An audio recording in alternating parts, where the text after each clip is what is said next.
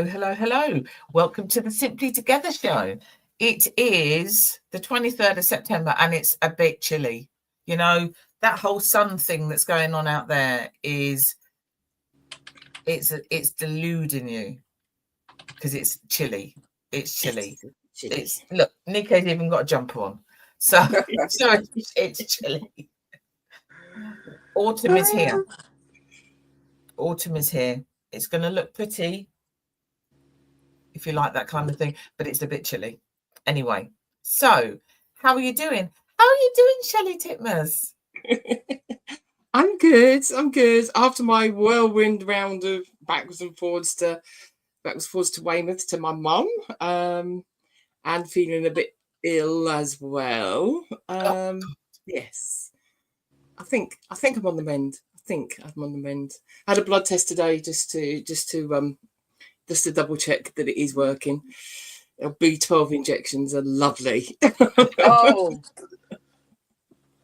yeah. They're quite thick and they have to go into your muscle in the arm. So if you're not completely relaxed, it is a bit painful. Yes. And you do those yourself? No. I have to go. I had to go into the doctors.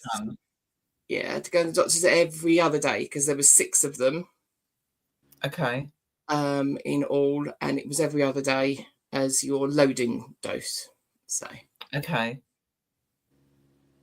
Because how are you supposed to be calm and, you know, just there ready to have that jabbed in your arm?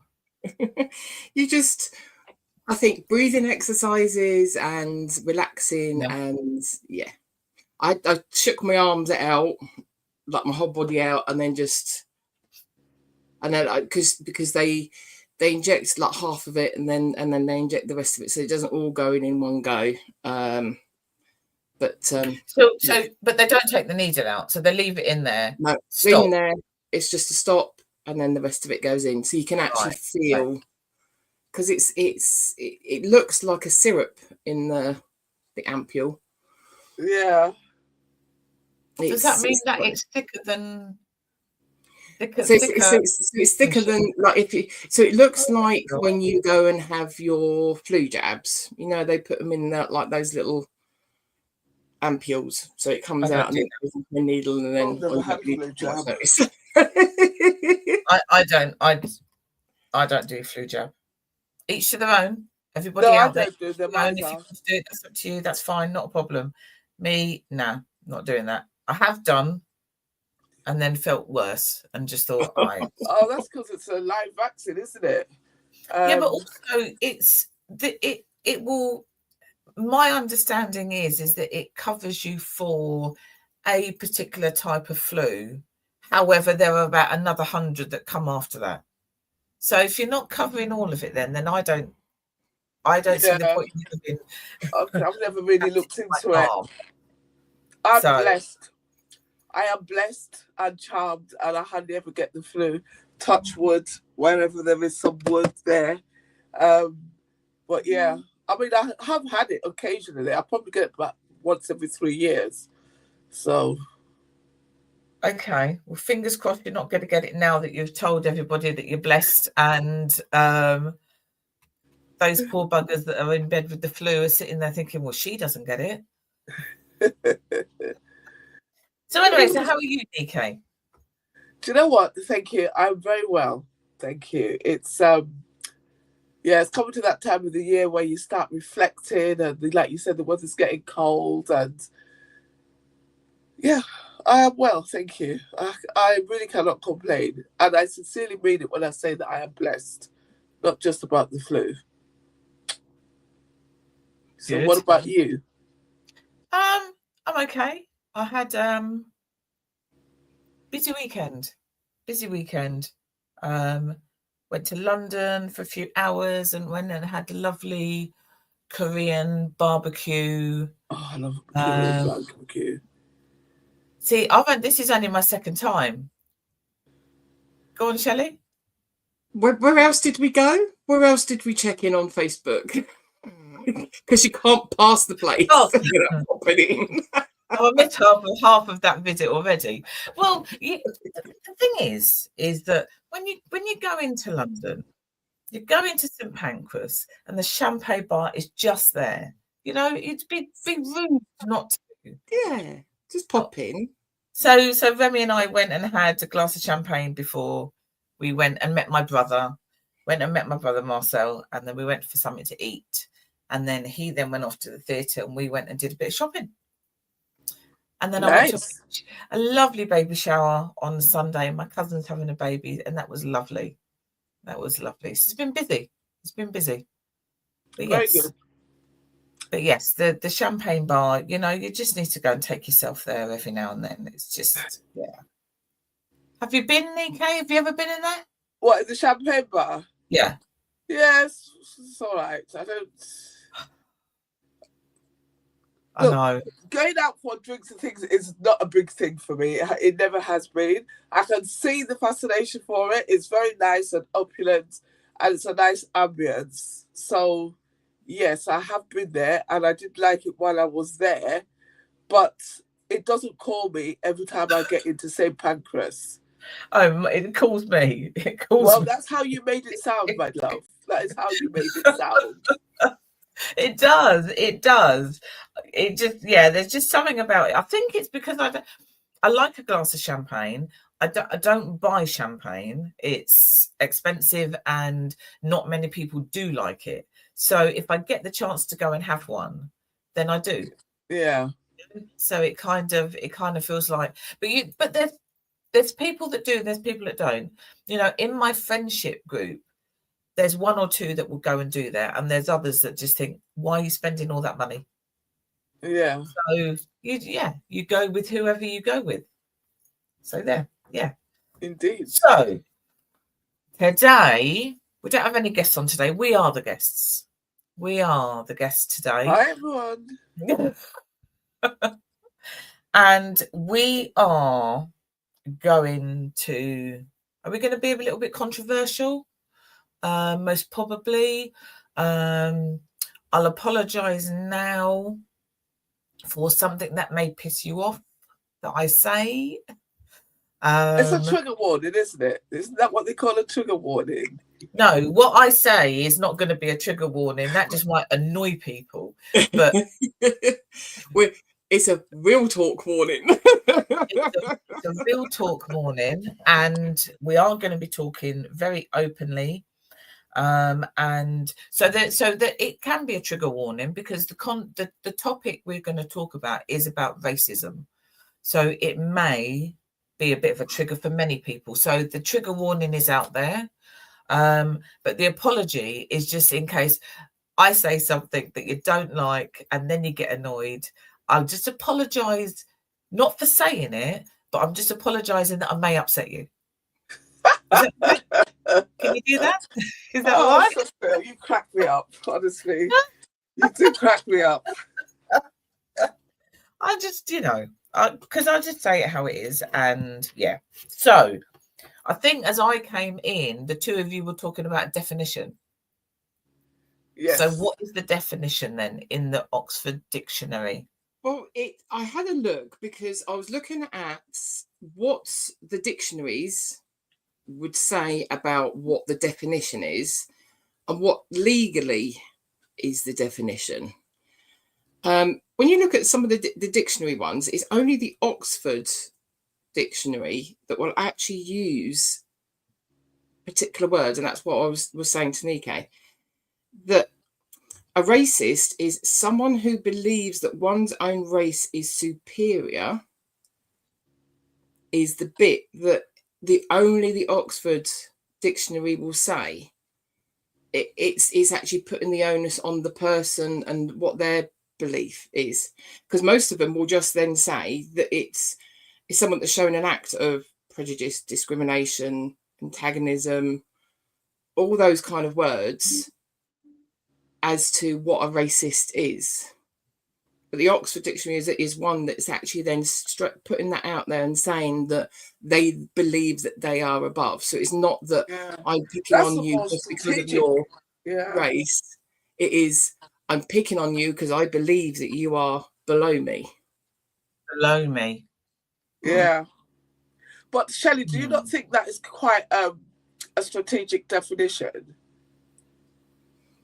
The reason why I say that is because I often say, wrongly or rightly, I believe that some people will act in a way that people would accuse them of being racist, but my opinion would be that they're probably more likely being prejudiced, in the sense that they're a person, they're not in a system, and they're acting on the fact that they may be ignorant to, not even ignorant, that's not fair. What I mean is they're just used to what they're used to. So they've lived in their bubble, they've not seen anything. What they see on television, you know, we'll take it or leave it, how we interact with what we see on telly. And the first few times they come out into the very diverse world that is the United Kingdom, it's kind of shocking and confusing to them. And so they react accordingly. That is how I've always done it. But yeah, it's something that's where you grow up to what you're actually involved in and what you're taught. Yeah, is what a lot of what racism comes from. And then you get, because with the definition, the key aspects of the definition is the belief in the racial superiority. So you believe your race is better than others. It also then says prejudice and discrimination. Yeah. So a racist person holds a prejudiced views and may act in this discriminative behaviour. So treating people less than them. You then got the antagonism, which is what we're seeing at the moment. So it also implies antagonism or hostility directed towards individuals or groups of a different race. And then you've then got, as it then builds up, so you've got harmful actions, and then targeting minorities. But so is that all? Does that all come under that definition? So that all comes under, so the key aspects of that definition, according to the Oxford Dictionary. Okay. When you look up other places, it just describes a racism as being the actions. So it will just go in saying that you're being treated worse, disadvantaged or harassed. Yeah, that's bullied, all those kind of words. That is the action of what's going on, and you believe that the cause of that, the root cause of that, is because of race or religion, or being from a minority group. So the Oxford Dictionary actually comes out, and part of the Oxford Dictionary says it's actually got the use of the term racism started in the 1950s. Okay, that kind of you got 1950s. It got a bit of a jump. Then it peters out, and then it jumps again in, I would say, because it hasn't got a thing on here, I would say around 1980s to 1990s. There's a huge jump again, and then it peters out again for now. With a now a slight little bit of a jump again for that term to be used. Okay. I don't know where they get that from. It's mentions. It just goes by mentions. But it started 1940s very slightly to 1950s and then shot up. So after the war. Do you think, after the war, but also that period of the Windrush, what started in 1948. So do you then think that the behaviour that they then saw the British people exhibiting towards the Caribbean people who have come over on the Windrush, do you think that has then that's the reason why they made that word, that term, the definition for it in the 1950s? Yeah. And it's, I do have to say this right now, it comes up because of movement of people. The biggest movement of people was the Windrush, but you've also then got the Irish coming over. You had the Polish and all of those kind of people that were coming over during the war because of the problems. but they were coming into a country that was why have we got to look after them? We're in the middle of a war. We're in the middle of rationing. We're getting these people coming over to look after them. So it is the whole movement of people coming into Britain. But obviously the majority of that is then the Windrush. But you would get like the no blacks, no Irish. No dogs. Don't forget the no dogs. Because you've got the Irish coming over that were also then helping out and doing the different bits and pieces. So yeah. And I think it's interesting to see when that word stroke definition has then appeared, and the timeline of that, because actually, yeah, it's so does that, so okay then, so the Windrush, you've got people coming in. Would people also say that that word came about because of the war and Hitler? Because that's a whole big thing that went on there. Yeah. You know, that's huge. He started off, when you look at history, he started off with an idea that was a kind of a good idea, in as much as he wanted an actual country that worked in a particular way. But then he went all see and did the whole cleansing thing, which but for this area here, if you grew up in this area, because of what we saw that was actually helping and actually getting on and getting on with it at the end of the war, Luton has always been a very multicultural, or the whole of Bedfordshire really, very multicultural, because you've got the Italians coming over because they needed to work in the brickworks. You had the Irish coming over, similar situations, and working in our factories, because we've got a lot of factories in the town. So it's been going on years and years and years of all these different people coming in to an area for certain things that they're needed, and just getting on with it. Okay, so but Luton as it is now, as opposed to Luton how it was a number of years ago, do you then think that racism has then grown? It's definitely, I feel like it's been picked up and learned and carried on, and it festers into something else.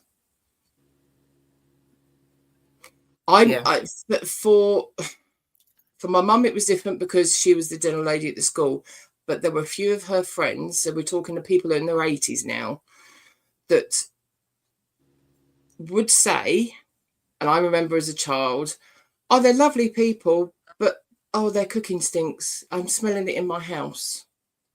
Whether that be a Jamaican feast that's going on, or whether that is then a full-on Indian going on, it didn't matter. They would pick on something, and then I'd be like, well, don't pick on them. You've said that they're really nice people, you get on really well with them. Why have you now picked holes in something that they do? Why is there a but? Yeah, the but is because, can I just say, really, it goes back to the definition, because when you were reading the definition out, Shelley, I've got up here on this laptop here the definition of prejudice, and I think the difference is intent. So in my head, if your mom has said, oh, they're lovely people, but their food smells, she's not linking really their food to whether they're nice people or not, or whether they are your mom being English is better than them or not. It's just an unfamiliar smell that they may not particularly like, which is why I would say what your mum said was probably more prejudice than racism. Yeah. Because it's that, what's the word they use? Preconceivement. Yeah. So whether it's either something you've learned or something that you're kind of told that you believe is true. So whether it's your actual experience but with the smells, experience that's of someone not else, learning, though, is it? Yeah. Your smell is actual. It's an actual physical reaction to something that you can't control. But it can be learned if somebody as a child, for example, so you could go home and say, oh, I can smell that cooking. And if your parent then says, oh yeah, that smells horrible, you may then also say, yeah, that smells horrible. So it's both. It's a physical smell, but the response to that could then be, that's a horrible smell. And then you then go with, well, my mum says that's a horrible smell, so it smells horrible. So it can be both. It can be both. You know, it's the whole learnt thing is such a, whether it came from hate or not, it is such a thing that it's kind of, you see it in, I'm going back to when I was doing nursery nursing, that you see as a young child, they don't see colour, they don't see race, they don't see anything. And all of a sudden they kind of change because they've heard something. Yeah. And it's not the experience that they had. And it's, it's so sad to see. I mean, like, for what we've just talked about is just what people believe. But when you kind of go through what legally discrimination and everything is against, it's such a small part of what racism is that you can be charged with legally. But do you not think, though, that all of this is such a small part of anything, but it is made to be so much bigger than it is, in the sense of, so, you know, the marches that they had with their flags, and I say they had with their flags the other weekend. Apparently there was 110,000 people there. There's 70 million people in the UK. So 110,000 is really small.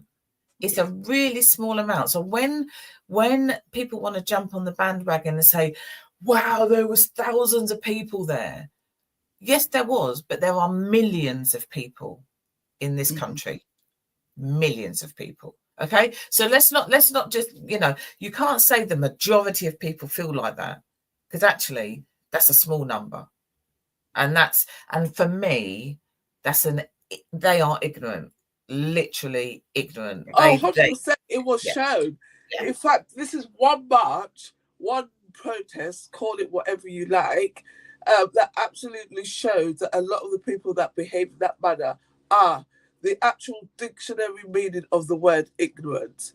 Because even if you link it back to what you just said about the, you know, they're nice people, but their food smells, you know, even just wanted to say the video that's going around. Exactly, of them with their flags around there, of them going there and buying the Indian street food and all of that malarkey. And like, you're thinking, that doesn't make sense.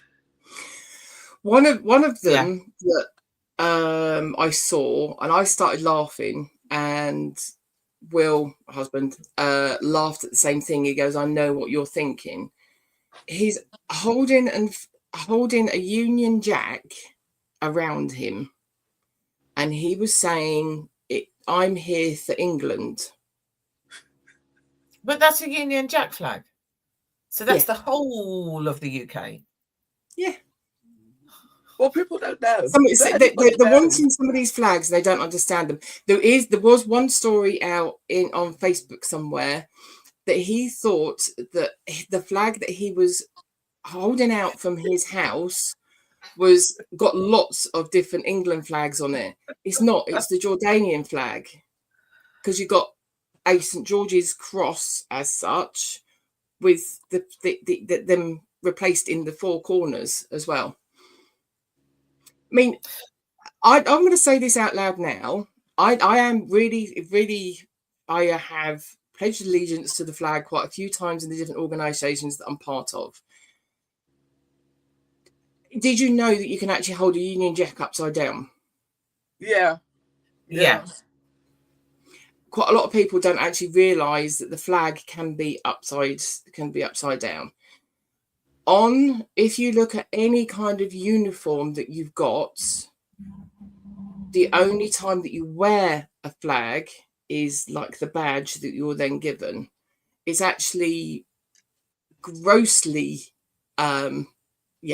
opposed that you actually put a flag around you or wear a flag on your body, because you're prejudicing. You're disregarding what the flag is. A flag is to be there and held and being allowed to flap. You're not supposed to have a flag on you at all. But that was made popular by the sports people, though, wasn't it? Yeah.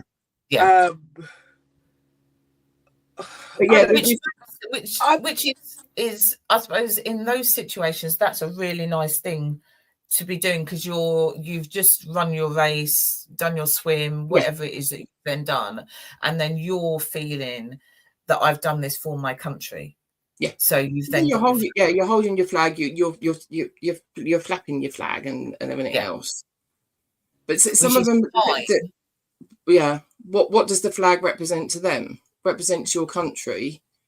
But the whole idea, if you're waving a Union Jack, was you're waving a Union flag. Exactly the same as if you're for instance, like South African flag. That is a Union flag. That is, at some point, your country has amalgamated together. It's brought other people in to your country's flag. And with that, it's then all of your peoples. Yeah. And your peoples happen to be of different races and religions. Which is fine when you are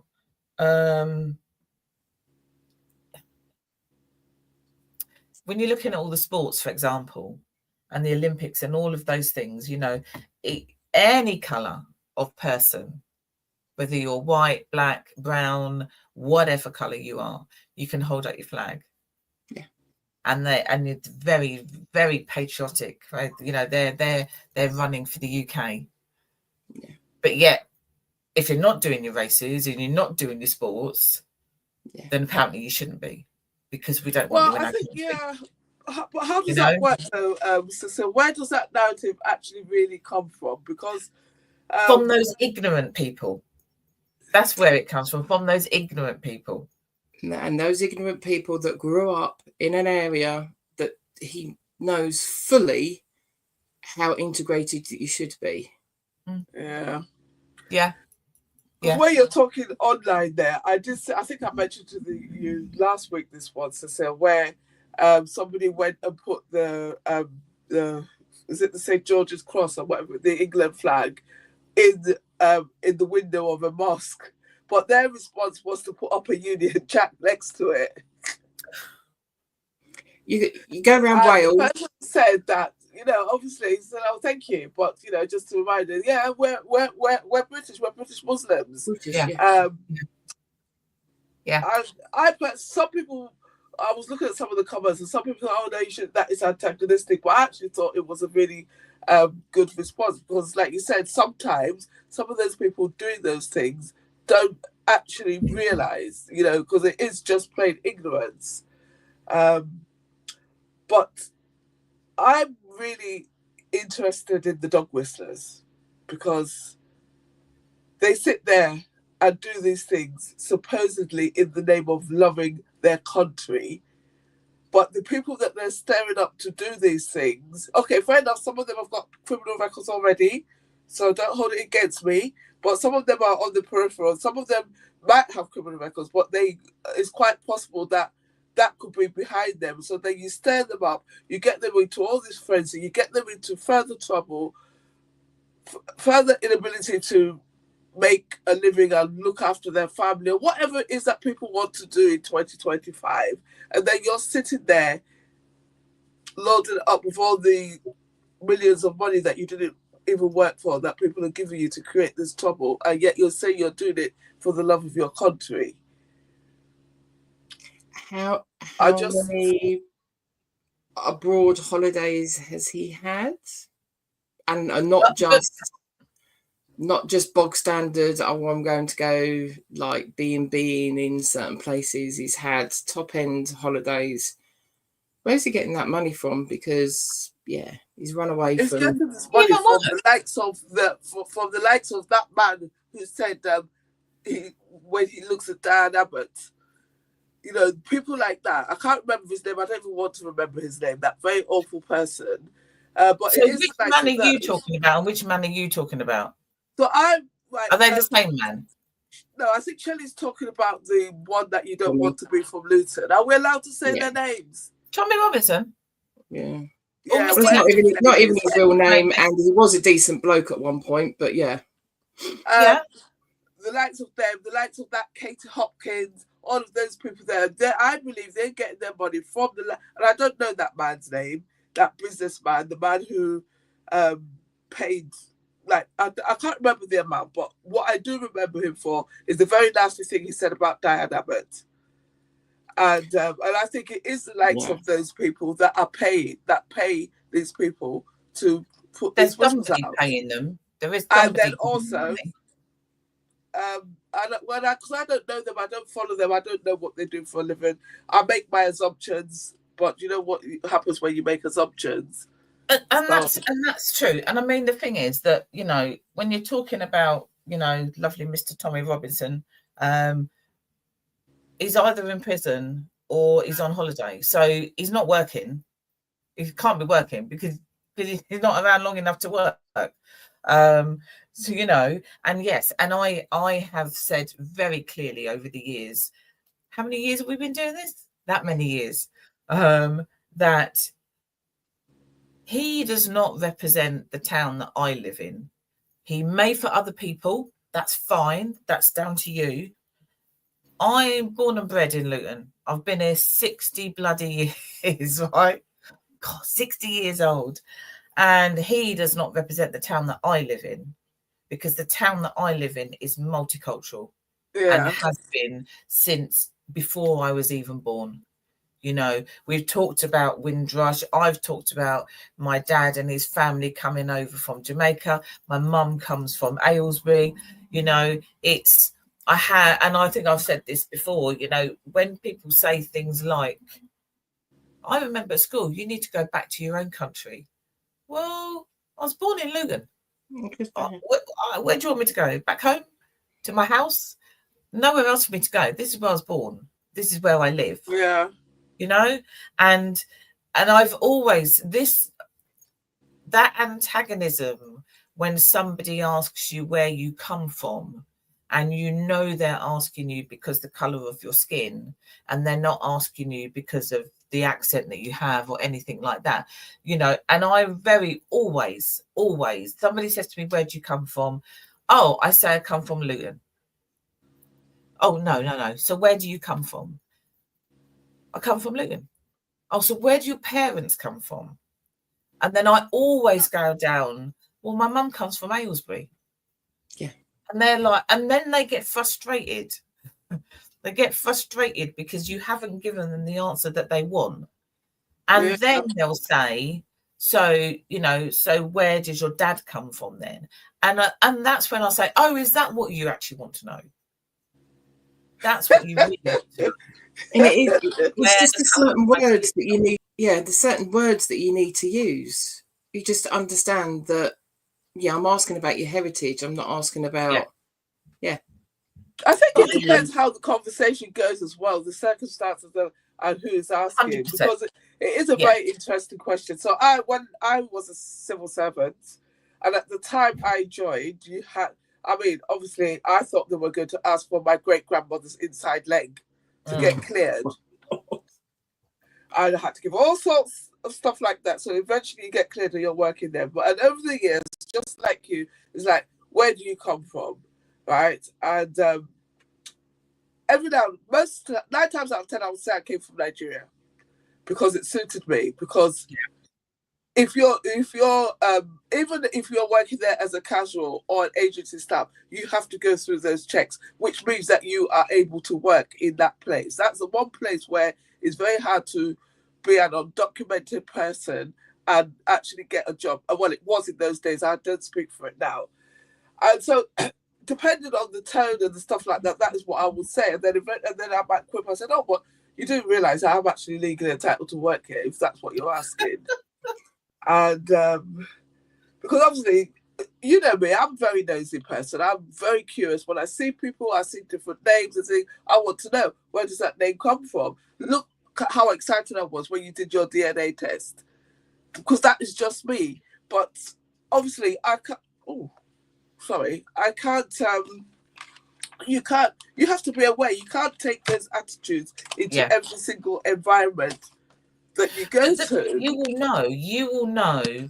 Anybody who's been asked where they come from, they will know by the tone or by that person's appearance as to where this is going and why they're asking it. Yeah. You know, so if somebody asks me, and actually we're talking about things like that, then that's fine. And I've got no issue with sharing. But when they're asking me for a specific reason, that's different. Yeah, exactly. You know, but it's and I have changed now, because for many years, obviously before I did my DNA, many years, for me, I was Jamaican and English. Jamaican English. That's it. Jamaican English. Anybody ask me, Jamaican English. I have since done my DNA, and I am Nigerian. She's my sister, everybody. Jamaican via Nigeria. I am English, small amount of English, very small. There's Welsh, there's Italian, there's a lot. I am now my own melting pot, all in one. But ultimately, I am born and bred, as I've said many times, in Luton. I'm English.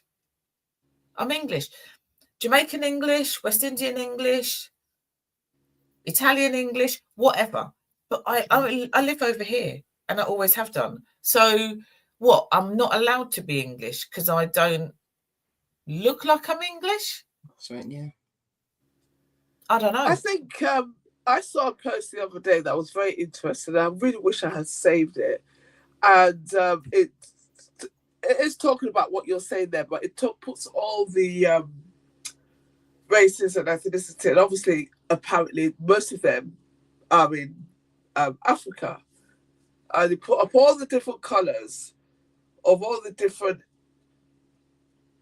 I always get this word wrong, so please forgive me. But basically, all the different ethnicities, tribes, all of it there. And, you know, you had them all dotted all over. You had similar colours. Some of them was South and South Africa, some of them right up to the Horn. And you just think, and when you think of how people have moved out over the centuries and how we all came to be where we are,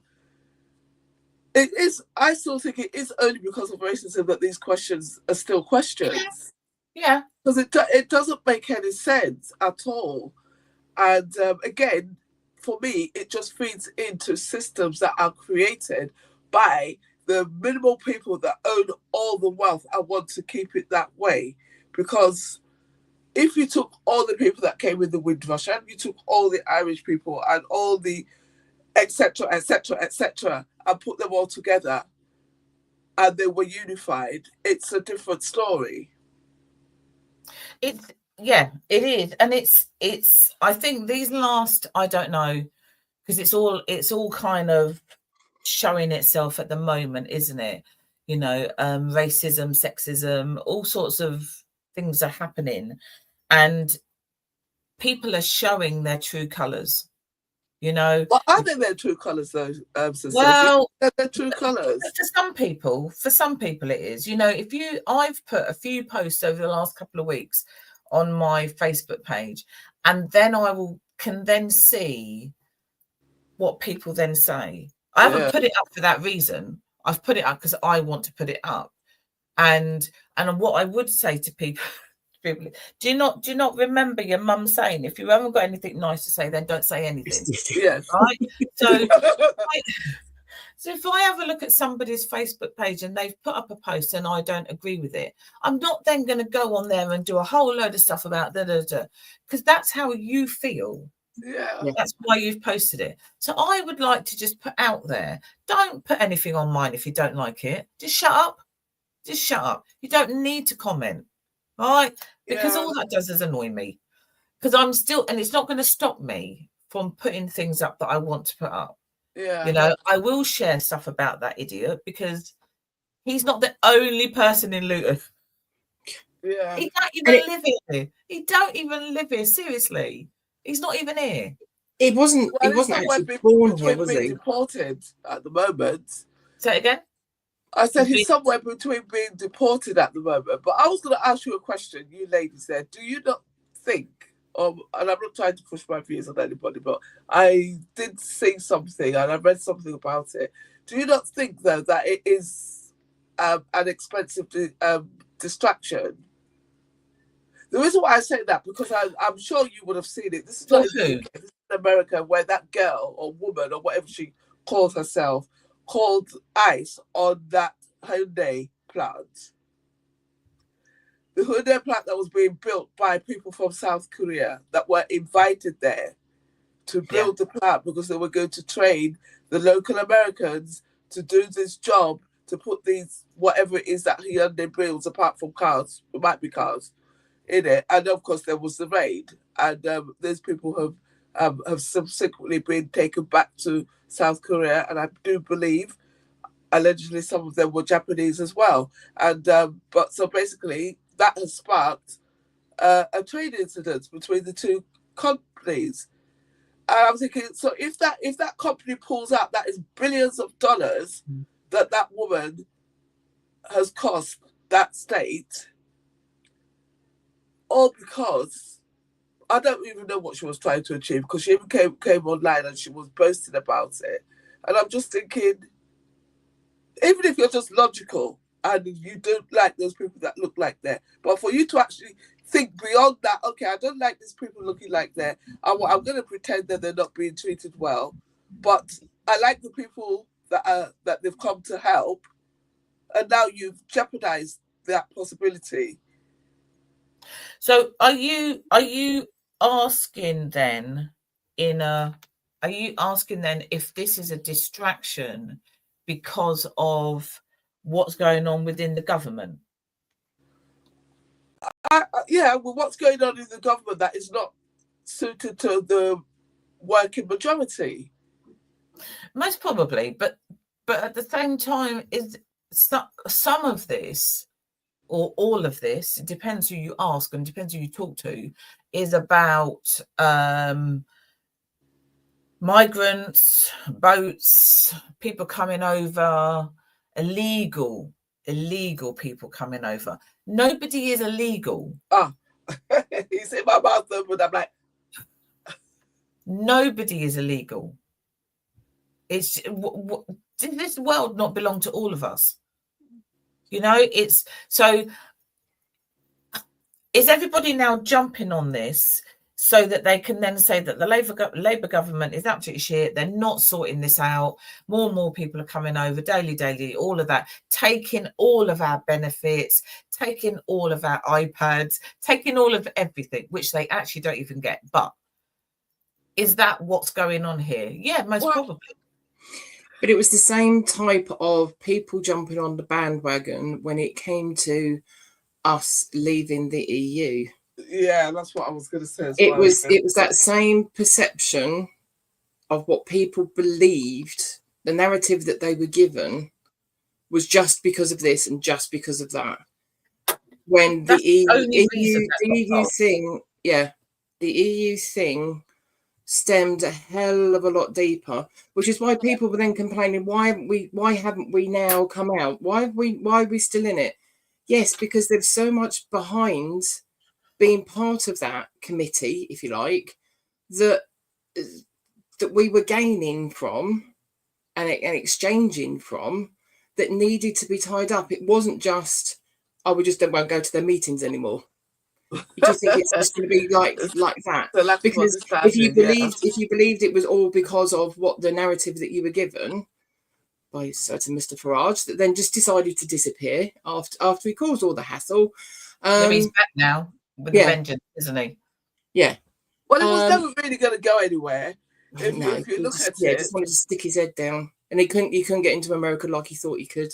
He wasn't that friendly with them like he thought. To have all of that as a narrative that you then believe, so your perception is, I mean, but people look at who's getting richer. I don't really think everything should be about money and wealth and abundance, because I think between the three of us, I think we have a more rounded view of what those things are.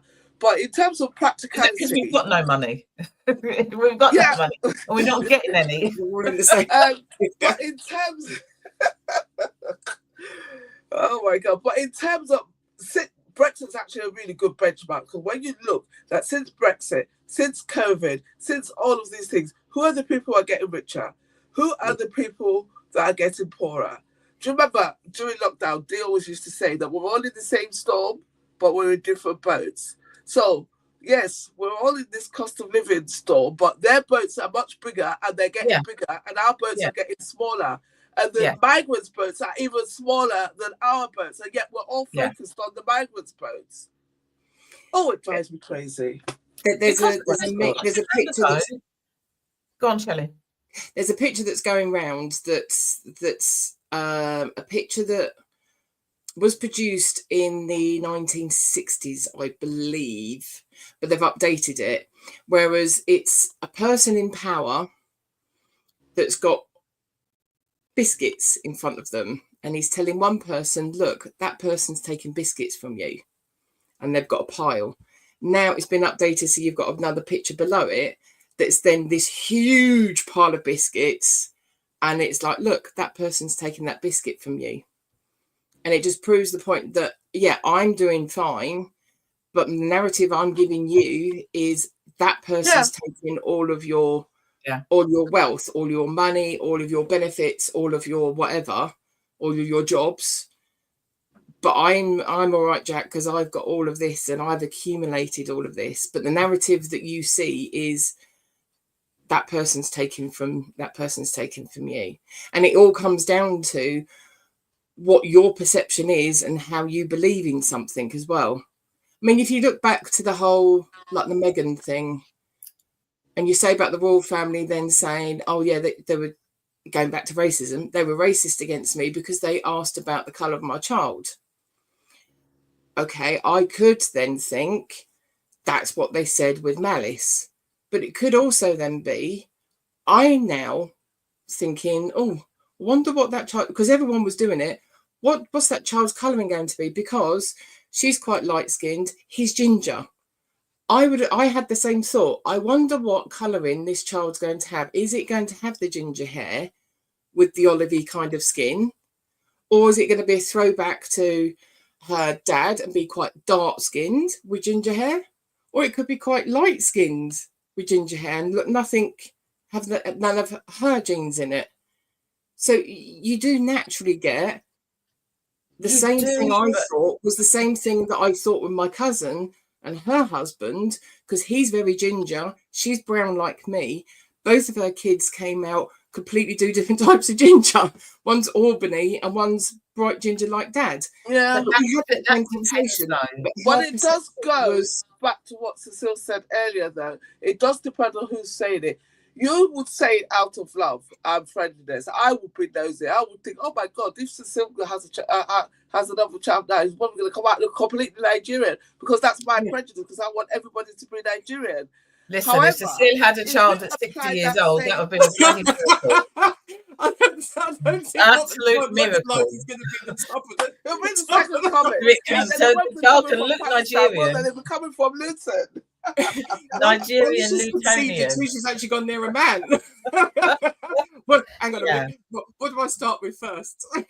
Who's this man? But that is exactly what Nika is saying. That is the point. Now, I could imagine if I'm sat in Buck House and one of them people then say that, I would think, right, that's not necessary. That conversation shouldn't be had.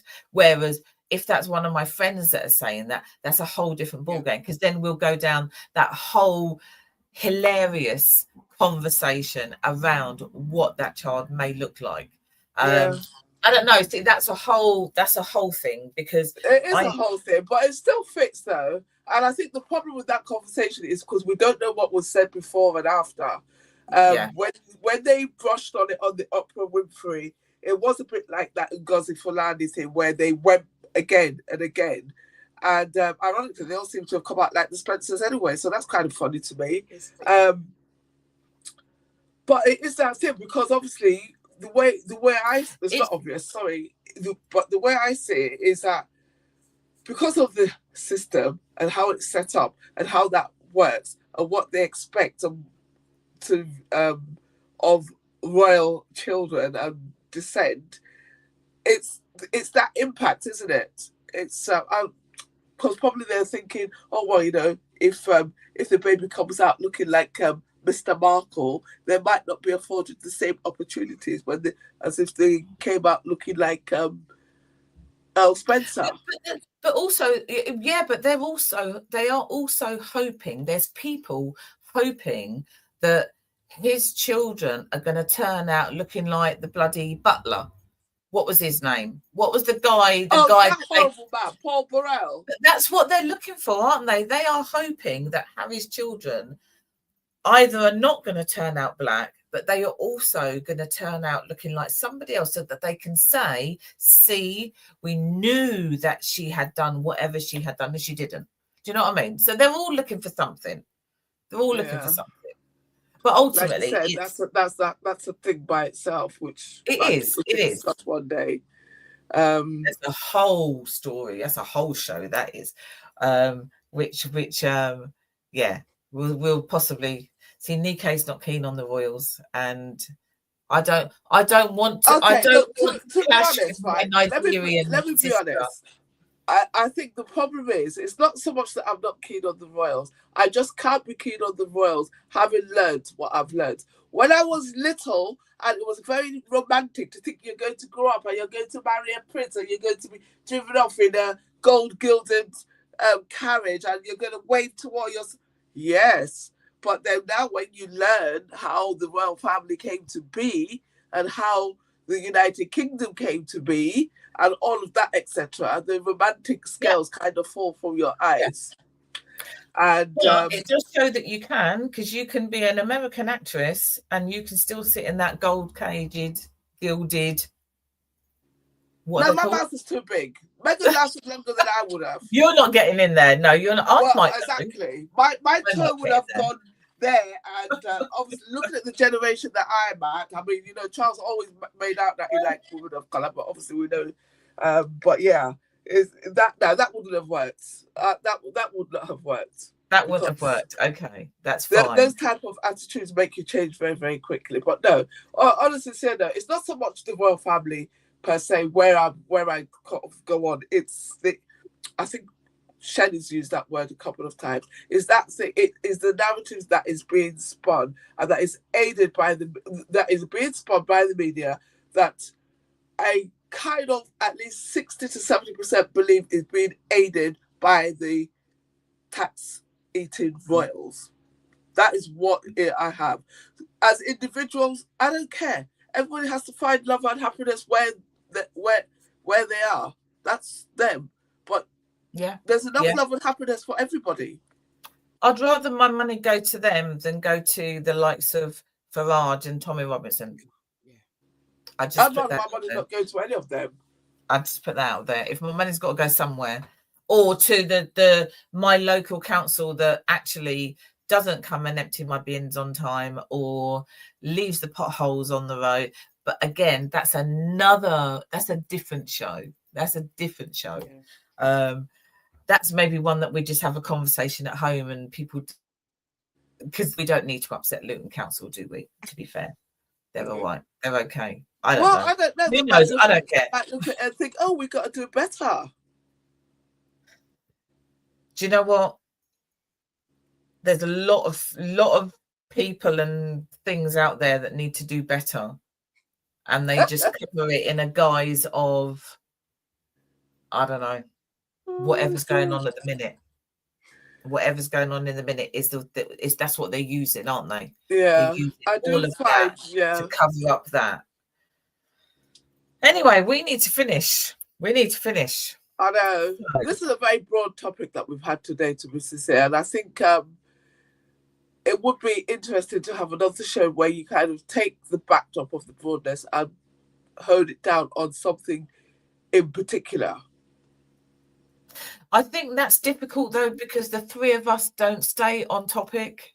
We kind of go like this.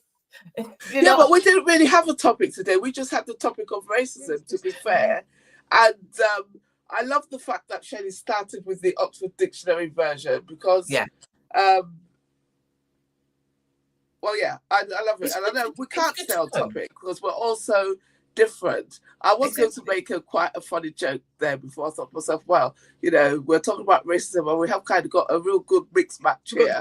Yeah, but I've not had my DNA done, so I still claim 100% Nigerian. But please get it done. I'd be so. Let me tell you, if I was to get it done and it comes back anything less than 95% Nigerian, that would be the end of her world. That would be the end of her world. If that came back and it wasn't on that high 90% odd, that would be the end of her world. We would never hear the end of it. She would just be devastated. She'd be devastated. I would be. Mortified. Oh my God. Mortified when it comes back that she is 45% Nigerian, 25% English, and another 10 or 15% something else. Oh my God, I know. Right, so we are finishing. We can do another show on a specific and hone it in. You think about it, Nikkei, and let us know what you want to do. Anybody else? That's really good. Well, at least at Cruise we're unscripted. You know, quite often we say that, and I wonder if people always believe that. So, yeah. Do you know what? I think we go off topic all the time, so I think they do know that it's unscripted. Yeah, full well. You know, the one of the things that I could, because it was only came out today kind of thing. I do want to look at the autism thing. Oh, what Bob said? Yes. Seriously, when are they going to put a cloth in that man's mouth to shut him up? Okay, I think we need to end the show now. Yeah. We are ending now, but maybe that is what we talk about next week. Oh. And as Nikkei might not be here next week, you need to give us your insight and tell us what it is you want us to share. Because that's I heard that this morning, and that is not what I need to hear at 7 o'clock in the morning. Not at all. Not at all. Americans do treat autism completely differently. Anyway, and I've always been, everything, all learning disabilities, all mental health, all of that is treated very differently. They still use terminology over there that we have left 30, 40 years ago. When did I start in social care? 40 odd years ago, nearly 50 years ago. No, whatever, 40 years ago. And that terminology, we've left all of that and they still use that. It just beggars belief. But anyway, we are ending. That is most probably going to be our topic for next week. So if you have got an opinion on that, then please let us know.